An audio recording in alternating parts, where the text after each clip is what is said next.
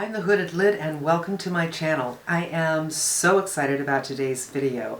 I just happened to be on Treadmood's Instagram last night and I saw, so don't take my word for it, but I saw that Sephora's having another Rouge VIB sale in August.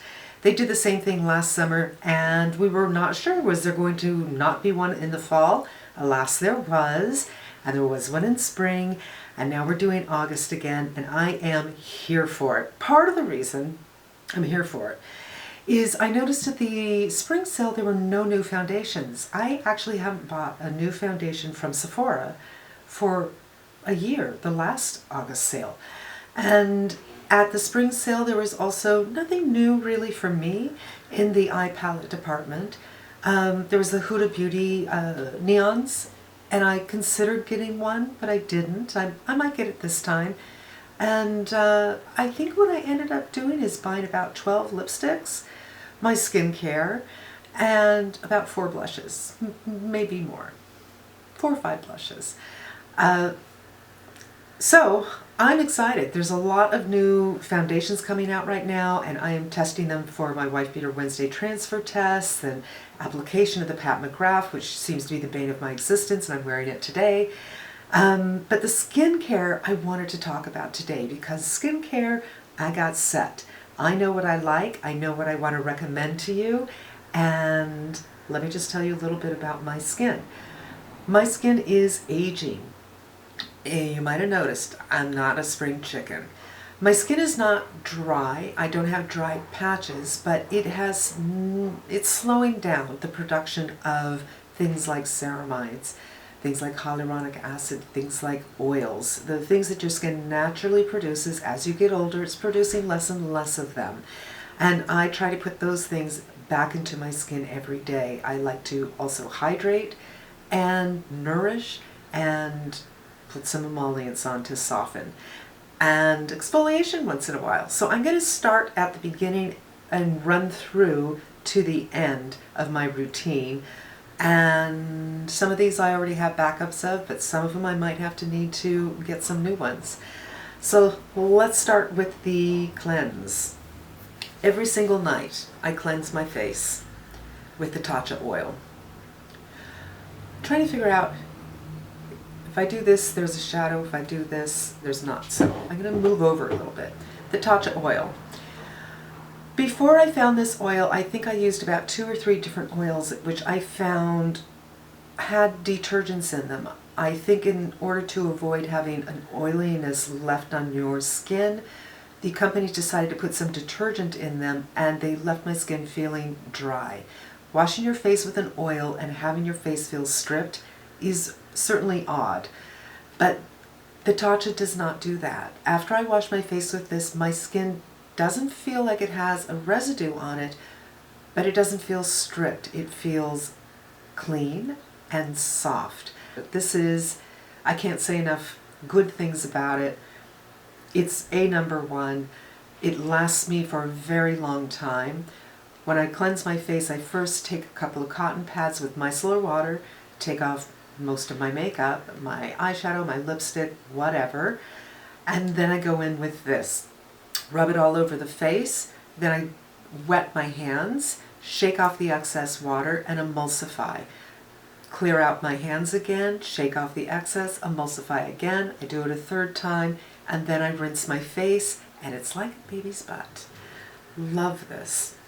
If you want to do an exfoliation in this step, I really like the Tarte Knockout. This is something that is very, very strong, and my skin is a little bit sensitive. So I use this Knockout maybe twice a month, no kidding.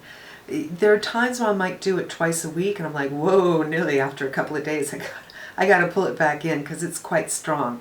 If your skin isn't sensitive and you're used to exfoliants, this is such a lovely one, and it's only, I think, $35. And it's a pretty big, how much is this? I don't have my glasses on, so I can't actually see how much is in here. But it's formulated to exfoliate, balance, and minimize the appearance of pores. Okay, minimize the appearance of pores means there's dirt in your pores, making them look bigger, and it takes the dirt out. That's what that means. This is a lovely product, well worth having. Also in that area of exfoliant, I didn't bring it out here, but the Dr. Dennis Gross Alpha Beta pads are quite nice, and I find them, I use the extra strength, and it's still not as strong as the Tarte, and I might use that once a week or every other week. Just depends on what I need. I'm not arbitrary like, oh, today's an exfoliation day. It's more like, what's my skin feel like? Okay, I think I need this. So in the exfoliant step, those two are good ideas. The Dr. Dennis Gross is about $150, but I use it so infrequently that the box will last me for a year. So for me, that's a good deal. And by the way, the Tatcha oil, this lasts me for a year too. I just use one pump because I'm using the micellar water first. And I do double cleanse. I double cleanse, my second cleanse is with the CeraVe hydrating cleanser. Now, something I don't have to show you, but I'm really thinking of getting, is the Estee Lauder Micro Essence. I had a pretty large sample size, it's about this big, and I have a lot of samples. I went through this stage where I thought, I need to work through these samples or throw them away. I need to get rid of some of this stuff. I was so surprised how lovely this felt on my skin. I went to go look up the price and I was shocked to find it was $100. Now, one of the things about Korean skincare, which is where the essence comes from, right? Your toner and your essence and your serums and that kind of stuff. This is a Korean skincare routine. Is the pricing in Korea is more democratic. It doesn't cost $100 per step, so you can have a 10-step system. So for me, $100, that's a lot. I ended up looking up one of the main ingredients, which I cannot remember, and buying a Neogen product, but I don't like it as much. So I might indulge and get that $100 essence because it's 20% off, so at only $80, it doesn't hurt quite as much. It's still $50, frankly, more than I'd like to pay, but it's really beautiful. So after my essence and or toner, I will go in with my serums. And the serums are where I'm putting in my ceramides and my peptides and my niacinamide and my vitamin C. None of those products are things that I get at Sephora. I feel that the Sephora doctor brands, where you can find these things, are really expensive. And again, when you're doing so many steps, I prefer to spend a little less. I prefer to do a little more research, understanding what skin ingredients are, identicals versus communicators, what formulations work best, what formulations can actually be absorbed and what's just sitting on top of your skin. Spend a couple of hours doing some research. It might be more than a couple of hours, but find products that are more attainable, i.e. easier on your wallet. And Sephora seems to be missing in that area. They do have some ordinary products, but I don't think they're elegant formulations. They usually feel a little sticky on the skin. The Hylamide line, which Sephora doesn't sell, does have some nice serums, and I do use one of those. But in the serum arena, I do have one from Sephora that is worth mentioning. This is the Cicapair, and this has something called, I think they call it tiger grass. It's really called something like Asiatica. Hold on a minute. I'm going to tell you if I can. I actually probably need a magnifying glass to see what this is. Okay, the Latin name I can't see because I need a magnifying glass to read this, but they're calling it tiger grass. And the legend is in China, a tiger who's been injured will rub themselves into this grass to heal their cuts. This is really, really lovely to have on hand in the medicine cabinet for times when you've gone a little too far, your skin is inflamed, it's hurting, maybe you've exfoliated, maybe you've got a sunburn. I, from time to time, will use a laser. I have a Tria laser. Maybe I go a little too far with that. Once in a while I'll use a microneedling, might go a little too far with that. Something like this on hand is a great thing. And the active in this can also be found in some drugstore products as well. But Cicapair, really nice serum to have for those times when you're hurting, when your skin is angry at you. After I do my serums, I move to the eyes, and for the daytime, I really enjoyed this Clarins. I've been using this for several years. It's light, it gives you some emollients, it does help you with some puffiness, but it's not too heavy to put your makeup over. And this is called the Super Restorative Total Eye Concentrate. Love it. It is not cheap. It's, I think, about $89, so you definitely want the 20% off. It will last you for about a year. It does for me. For night, I might use something a little bit heavier, but love this for day, and expensive enough to go ahead and get your backup during the sale. So that's something I'm going to be getting, because I can't tell. This is something annoying about the package. I have no idea how much I have left in this. So it's backup time, because I don't want to run out and I don't want to pay full price. So I've done my serums at this point, and I put on my final serum. It's not really called a serum, but it's a serum weight of a hyaluronic acid, and I use something from Japan, from a company called Hadalabo. After that, the idea of hyaluronic acid is it will pull moisture into your skin, but you got to provide that moisture, or else it's going to pull moisture from inside your skin to the outside. Hyaluronic acid doesn't know the difference. It's going to attract moisture, whether it's from outside on top of your skin or from inside. So my next step is my first moisturizing step, and I like to use something, my favorite thing here is no longer available at Sephora. It's by Arborium. It's called Ginseng Milk, and I have a feeling even Arborium isn't making it, so I'm kind of making a concoction of my own, and I haven't found the perfect match yet. But I like to mix in the ceramidin liquid in with another lotion. For instance, Belif has a light lotion, I think they might call it a milky lotion, that I will put this in. So my ratio, I'm looking for 20% emollient to 80% hydrating for this particular step. And this ceramidin liquid has been reformulated. This has the new packaging as opposed to the round one. They have all 3 ceramides in here, and ceramides are something that your skin produces naturally, and it's very important for the health, the structure, the strength of your barrier. Keeping a healthy, strong barrier is very important for general skin health. So that is that step. Really love this, really recommend it. After I put on my first hydrating lotion, my hydrating emollient step, which is that, I like to lock it all in with a product that is called Liquid Gold. It's not available at Sephora.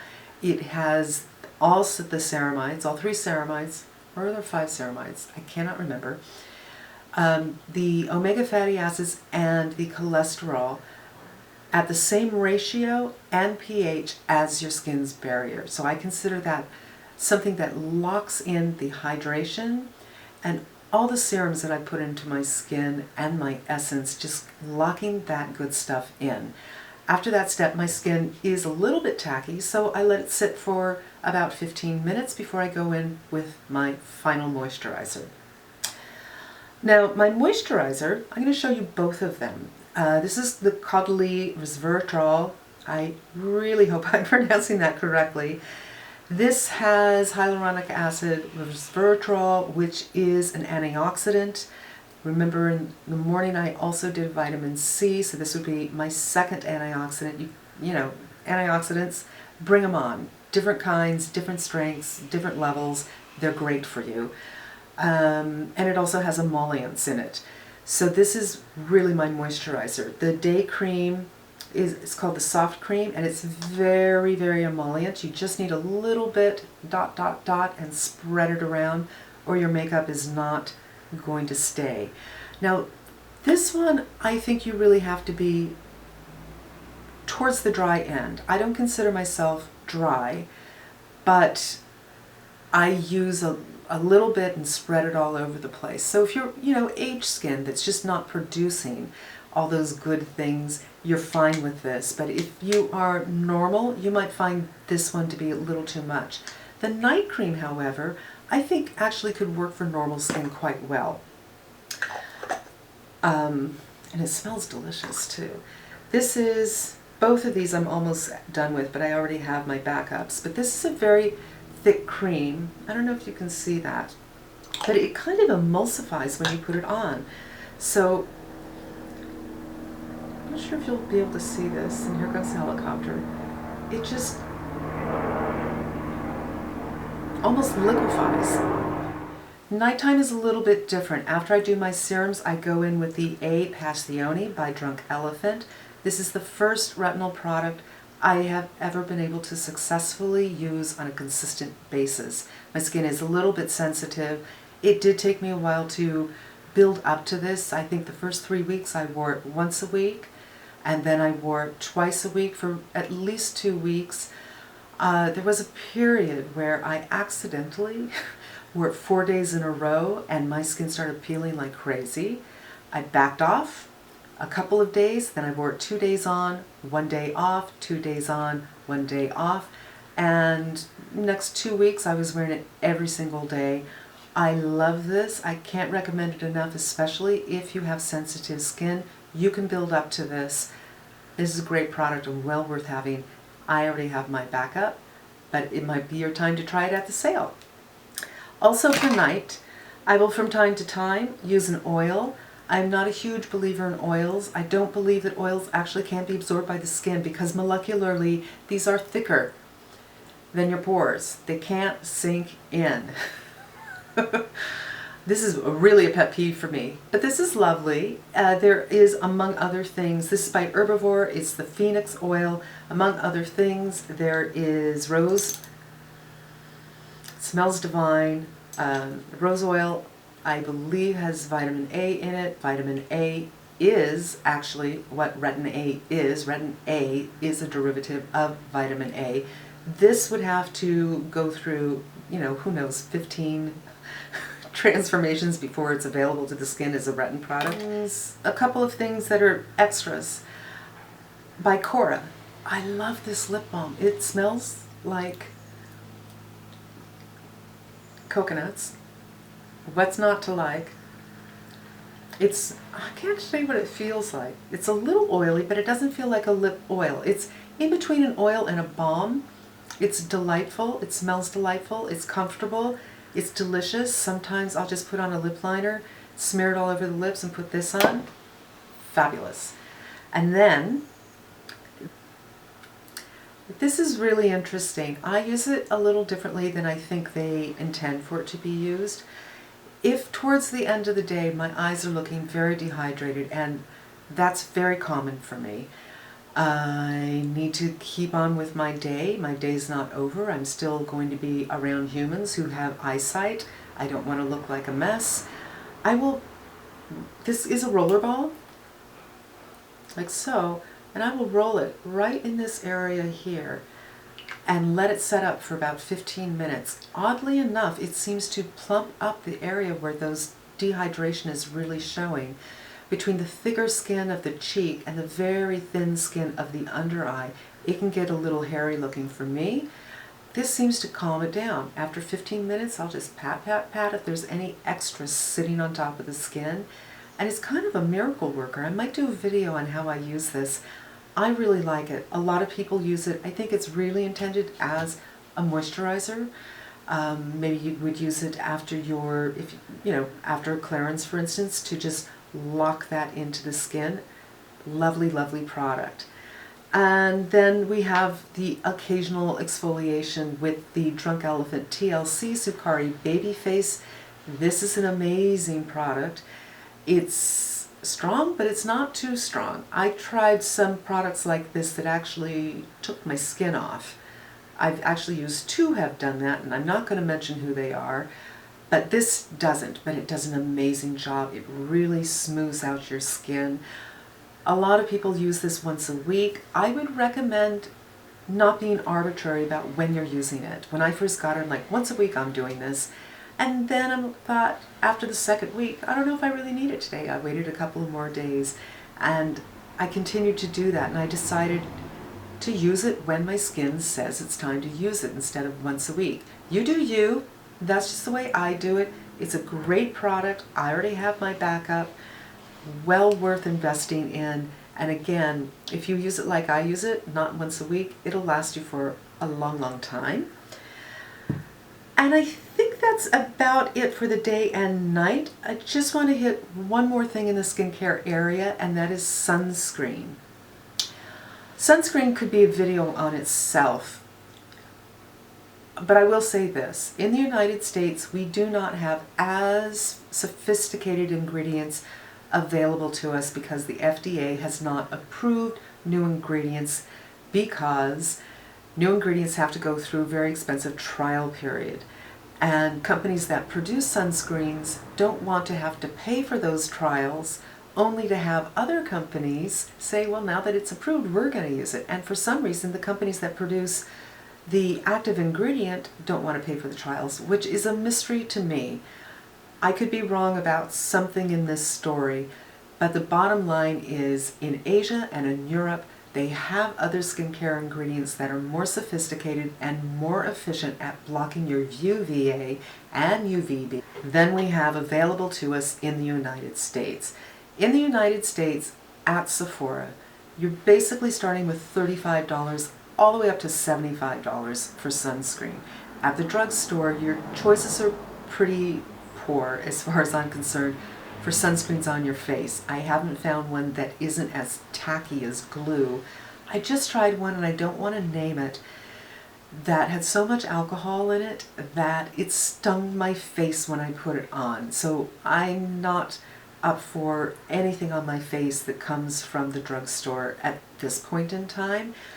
And Sephora's are so expensive, I really prefer to buy my sunscreens from Yes Style, which is kind of, I don't know, like Amazon for skincare, for Korean skincare. And they're much more democratic in their pricing. In Asia, sunscreen is very important, and everybody uses it, where in the United States and Europe, it's not something that everybody does on a daily basis. Maybe it's considered bougie, so they want to charge more for it. I don't know why. You can buy sunscreen for $15, a Japanese sunscreen or a Korean sunscreen, but in America you're paying a lot more, which seems kind of, you know, messed up. But as far as Sephora goes, there are two things that I think are well worth having. One of them is this Josie Maran. Now, this is an oil-based sunscreen. It is, I believe, it's a physical, not a chemical, and it's really interesting. It goes on quite white enough to scare you. You blend it in, and it still appears white, and in 10 minutes it won't appear white anymore. It's amazing. It is moisturizing. In fact, I think they call it a moisturizer with SPF. Now, the downside of the Josie Maran is it is oil-based, so while it is moisturizing in an emollient way, it's not hydrating, to your skin, it leaves your skin very shiny if you're using the proper amount, and you should be using a quarter teaspoon for your face and neck. If you're not getting shine, you're not using enough. So for me, this is not a daily sunscreen. Your makeup just won't adhere to it, and when I have tried it, I had to put a ton of powder to get rid of that shininess.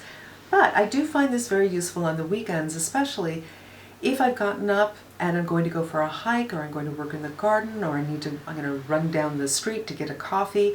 I don't want to wash my face and do my whole program because I'll be sweaty or I'll be dirty or I'm going to take a shower later on. But I do want to have my skin protected and moisturized. This is where I go. It's lovely. It doesn't sting. As you can see, the whiteness has gone away, hand to hand. Really lovely. The other sunscreen I like to get from Sephora during the sale is the Supergoop Setting Spray. Now, I don't use this as a setting spray. I use this as a sunscreen booster, if you will. If you're not laying out in the sun, your sunscreen, I think, should last, it degrades as it's exposed to UVA and UVB. So if you're putting it on, you get in the car, you're getting some light through the car window. You go to the office, you will get light through the windows in the office as well. You're going to the car, you're getting some light through the window. In the office, you're getting through some rays through the window. Even if you don't have an office, even if you don't work in an office situation, many light bulbs will put off UVA rays. So you are degrading it as it's exposed to these UVA rays throughout the day. Maybe you go out to lunch. I figure by the time lunch is over, my sunscreen's not working anymore. If I find that I am going to be going out again and exposed to sun, or maybe taking the dog out for a walk, whatever it might be, that's when I use this. Now this is a tricky thing. I want to give you a little bit of tip. It took me a while. The sprayer used to be horrible and they fixed that so it doesn't get clogged anymore.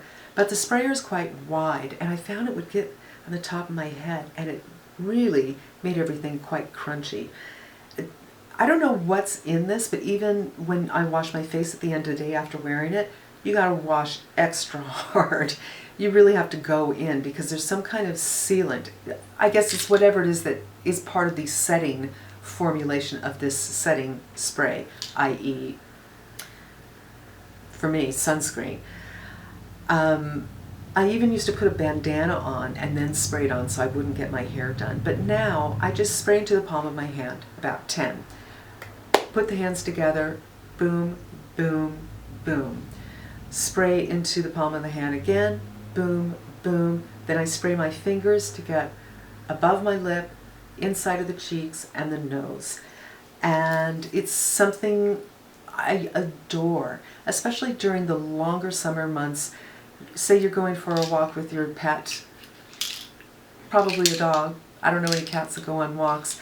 You know, at 5 o'clock, 6 o'clock, 7 o'clock. I have made the mistake of going out at 8 o'clock thinking, well, it's 8 o'clock, and gotten a little sunburned. So this is something I really recommend, something to consider for the sale. And I think that wraps it up.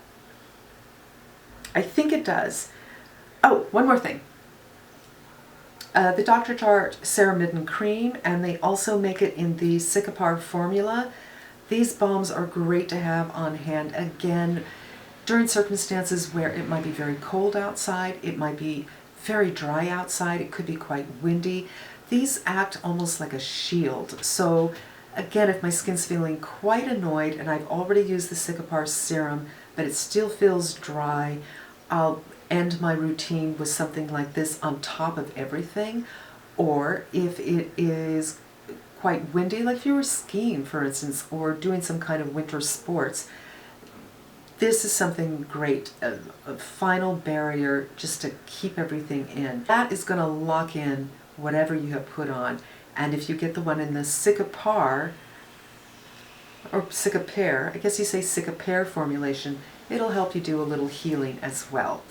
And that, I think, is it, my friends. I hope I've shown you some things that might have been off the beaten path. I think most of these products would be appropriate for any skin type, with the possible exception of the Caudalie products. The day cream might be too emollient for a lot of people, but the night cream isn't too emollient. I think it's well worth checking out.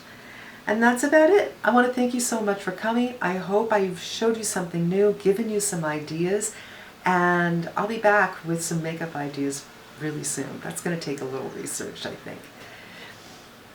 Thanks for coming, and I hope you come back again. Until then, I'm wishing you a great day.